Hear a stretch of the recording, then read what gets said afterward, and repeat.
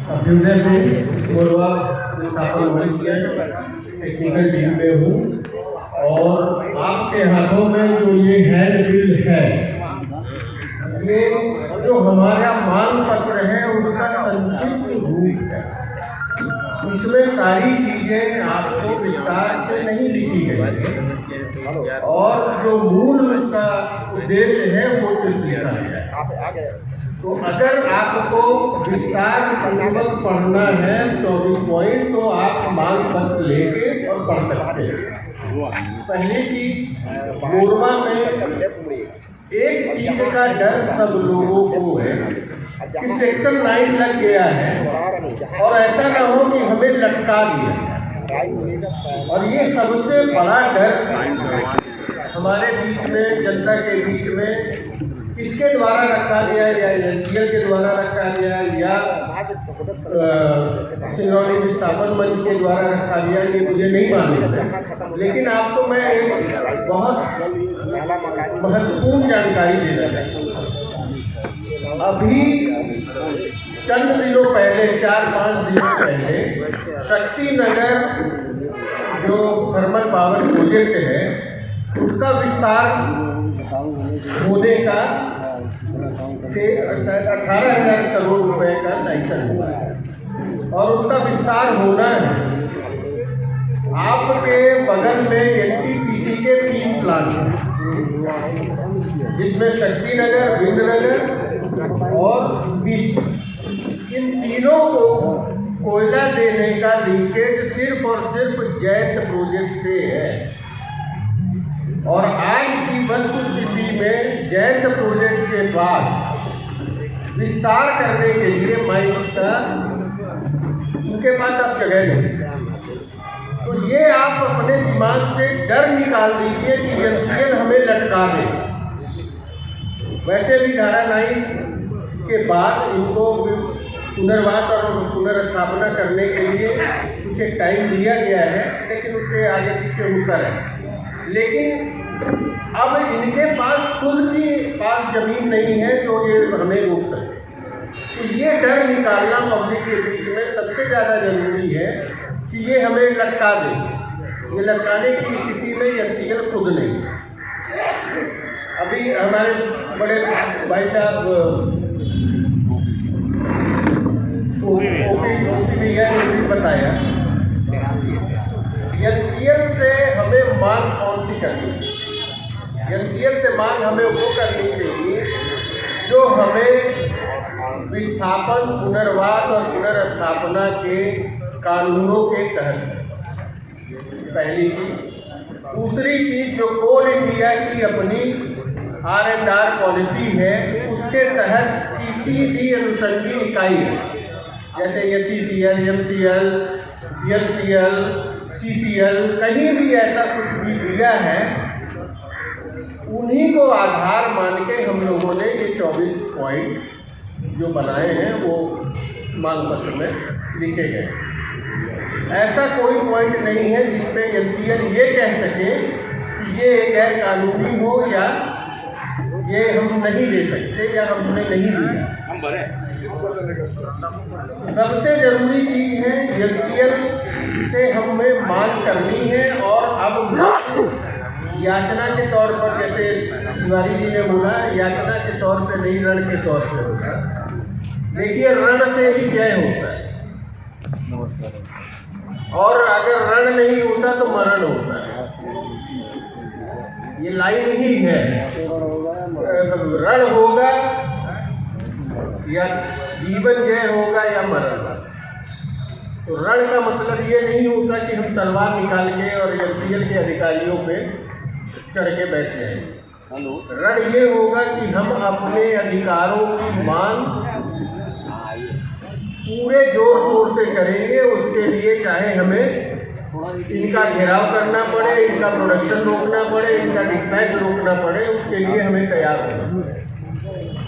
अब बात आती है कि विस्थापन में जो सेक्शन 9 में इन्होंने 2 पार्ट में कर दिया है, ऐसी भी सुगबुगाहट है कि सिंगरौली में जितने वार्ड हैं वो एक मुश्त नहीं लिए जाएंगे, अलग अलग पार्ट में लिए जाएंगे।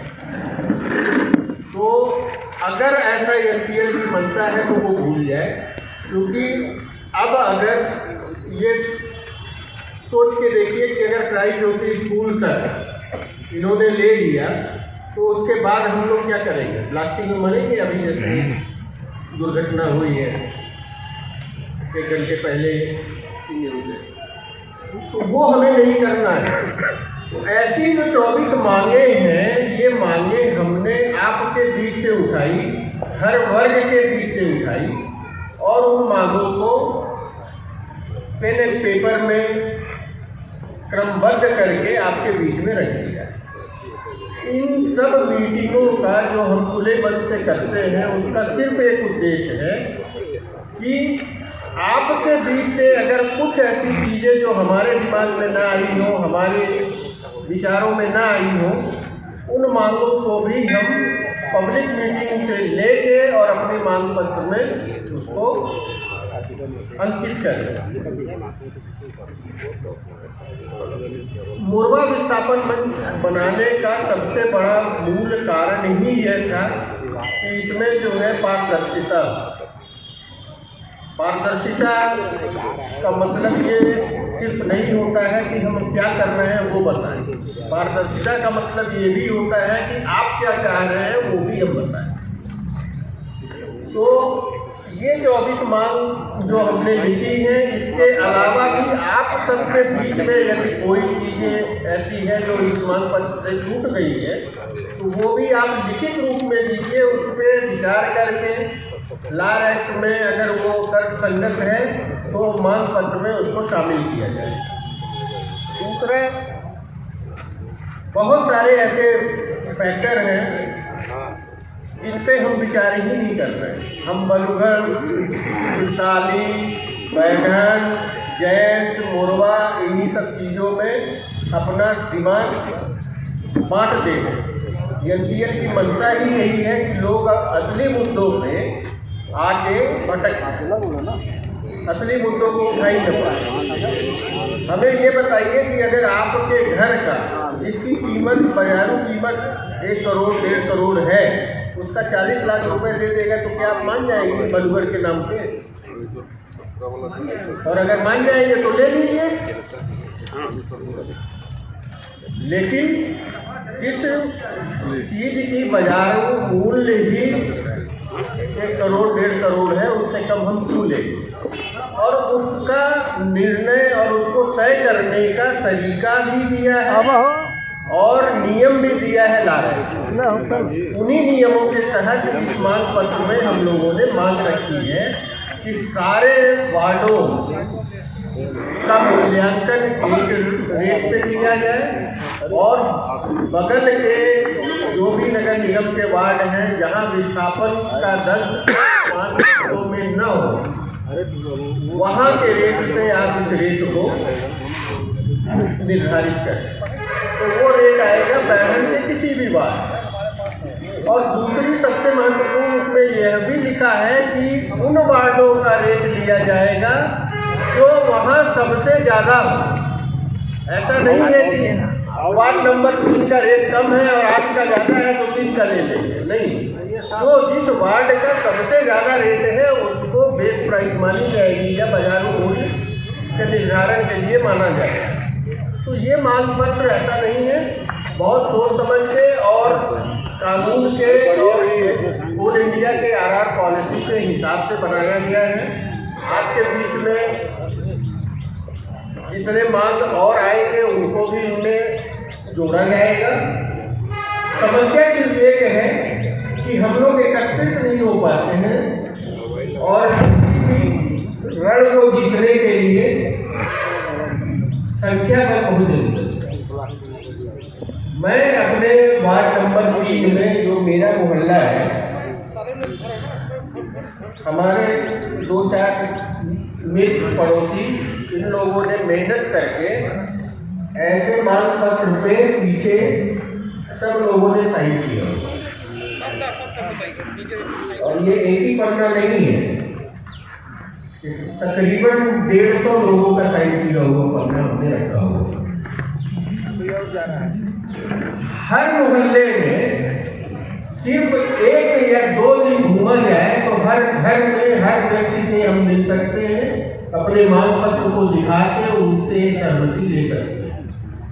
ये सहमति आपको उस दिन काम आएगी जिस दिन आप कलेक्टर और कोल इंडिया से या एमसीएल से अपनी मांग को रखेंगे और यह बताएंगे कि हमारी पूरी सिंगरौली की जनता का यही है, और वो उसी से साबित होगा जब आपकी सहमति देंगे। 8 या 7 या 8 कितने वार्ड हैं? यहाँ पे 6 वार्ड विलोपित 6 वार्ड विलोपित हो गए। 6 वार्ड में 16 लोग मिल जाएंगे, 2 दिन में ये सहमति पत्र साइन हो जाएगा। और ये नहीं होगा तो वाकई बता रहा हूँ, आपको एनसीएल 40 लाख 50 लाख में निपटा देगा।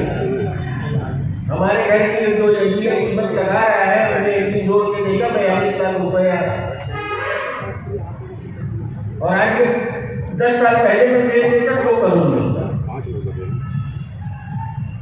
सिंगरौली के सभी अगर लोग आपस में टूट जाएंगे तो नुकसान होगा सबका। क्या जी? अगर सब लोग अगर टूट जाते हैं ये तो मंच के द्वारा यह अपील की जा रही है कि सब लोग एक रहें, सिंगरौली तो एक होना, सिंगरौली तो एक जा रहा है। आपके बात से सहमत है मंच, इसलिए तो पारदर्शिता के साथ यह किया जा रहा है। अलग है, यही सब के कारण तो आपसे जो सहमति पत्र साइन कराया जा रहा है। और जब हम संख्या बल में अपनी प्रस्तुति देंगे तो चाहे वो शासन प्रशासन हो, चाहे एनसीएल हो, सब लोगों को यह विचार करना होगा कि इतनी बड़ी जनसंख्या एक मत में है, एक विचार में है, तो हमें इनकी मांगों को मानना पड़ेगा। इसलिए आप लोग अपनी मांग भी रखिए और सहमत है तो सहमति पत्र भी साइन करके मंच पे जमा करिए। ये सारा डॉक्यूमेंट हर जगह, चाहे वो प्रशासन के पास हो चाहे एनसीएल के पास, ये हम लोग प्रस्तुत करेंगे कि इतनी जनता इन मांगों के पीछे पड़ी हुई है और इसके बिना काम नहीं होगा। इन्हीं बातों के साथ